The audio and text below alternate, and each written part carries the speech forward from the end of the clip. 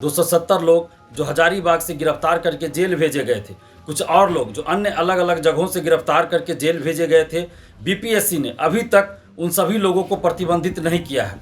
आखिर बीपीएससी ऐसा क्यों कर रही है? क्या टीआरई 3 की पुनर्परीक्षा होगी? तो ये जो लोग 270 और अन्य लोग जो गिरफ्तार हुए पेपर लीक के मामले में, ये लोग जब पुनर्परीक्षा देंगे तो क्या ये लोग फिर से उसमें सेटिंग नहीं करेंगे, फिर से ये पेपर लीक नहीं करवाएंगे? बीपीएससी भी इस पेपर लीक कांड में संलिप्त है और इन लोगों को संरक्षण दे रही है और इन लोगों से बीपीएससी ने पैसा लिया है, बीपीएससी के अधिकारियों ने पैसा लिया है। नमस्कार दोस्तों, मैं दिलीप कुमार। दोस्तों, बीपीएससी टीआरई 3 पेपर लीक एवं धांधली सेटिंग के मामले में 270 लोग जो हजारीबाग से गिरफ्तार करके जेल भेजे गए थे, कुछ और लोग जो अन्य अलग अलग जगहों से गिरफ्तार करके जेल भेजे गए थे, बीपीएससी ने अभी तक उन सभी लोगों को प्रतिबंधित नहीं किया है। आखिर बीपीएससी ऐसा क्यों कर रही है? जब ये लोग धांधली सेटिंग पेपर लीक में संलिप्त पाए गए, इनको जेल भेजा गया, इसके बावजूद भी बीपीएससी प्रतिबंधित क्यों नहीं कर रही इन लोगों को? जबकि पिछले साल कुछ अन्य परीक्षाओं में कदाचार में संलिप्त पाए गए कुछ लोगों को बीपीएससी ने 2 साल, 3 साल, 5 साल के लिए प्रतिबंधित किया था।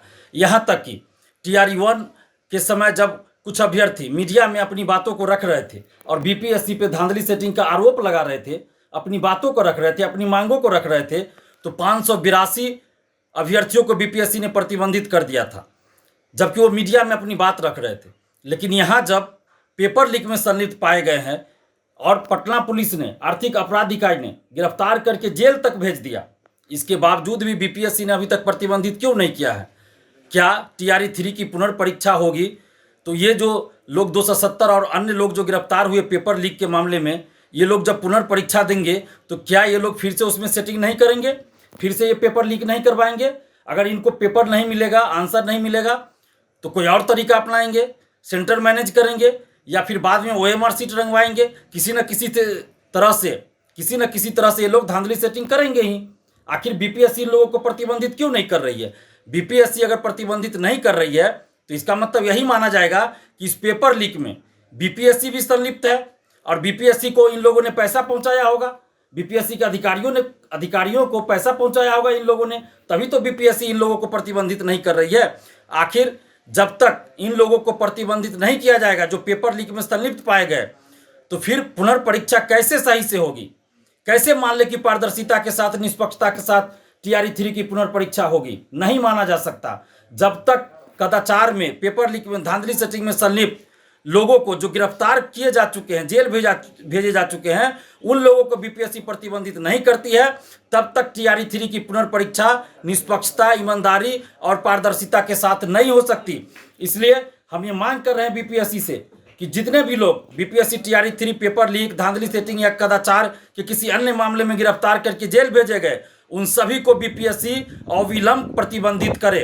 अन्यथा यही माना जाएगा कि बीपीएससी भी इस पेपर लीक कांड में संलिप्त है और इन लोगों को संरक्षण दे रही है और इन लोगों से बीपीएससी ने पैसा लिया है, बीपीएससी के अधिकारियों ने पैसा लिया है और इसीलिए बीपीएससी के ऊपर शिक्षा माफियाओं का दबाव है। इन जो लोग पकड़े गए पेपर लीक में, उन लोगों का दबाव है और इसीलिए बीपीएससी इन लोगों को प्रतिबंधित नहीं कर रही है। अगर बीपीएससी ईमानदार है, अगर बीपीएससी पेपर लीक में संलिप्त नहीं है, बीपीएससी के अधिकारियों ने इन पेपर लीक में संलिप्त इन लोगों से पैसा नहीं लिया है, तो बीपीएससी इन सभी लोगों को जो पेपर लीक, धांधली सेटिंग या कदाचार के किसी अन्य मामले में संलिप्त पाए गए, जेल भेजे गए, इन सभी को बीपीएससी टीआरई 3 परीक्षा से पहले प्रतिबंधित करे, तभी टीआरई 3 की जो पुनर्परीक्षा है वो पारदर्शिता, ईमानदारी और निष्पक्षता के साथ संपन्न होगी। अगर बीपीएससी प्रतिबंधित नहीं करती है तो ये लाखों अभ्यर्थियों के साथ अन्याय होगा और टीआरई 3 की पुनर्परीक्षा ईमानदारी, निष्पक्षता और पारदर्शिता के साथ नहीं हो पाएगी। इसलिए हम ये मांग कर रहे हैं कि बीपीएससी